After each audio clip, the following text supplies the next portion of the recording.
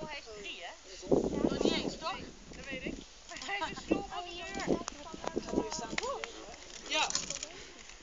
Iets wat hij net niet zou doen.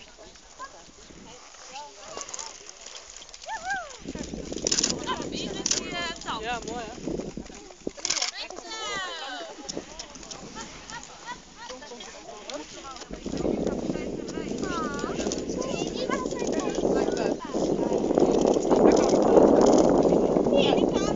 Ja, maar nou niet.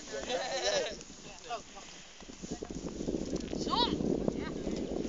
Dat doen we. Gabi, kom eens even bij het gaatje staan, dan kan ik de broodjes maken. Ja, maar net als waar je vasthoudt. Ja, maar net als waar je vasthoudt. Voorbij zijn ding. Ja.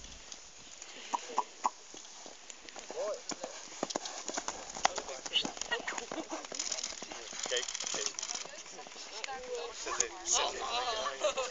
Ons erin maken en dan weet je hoe voelt. Oh, rustig aan.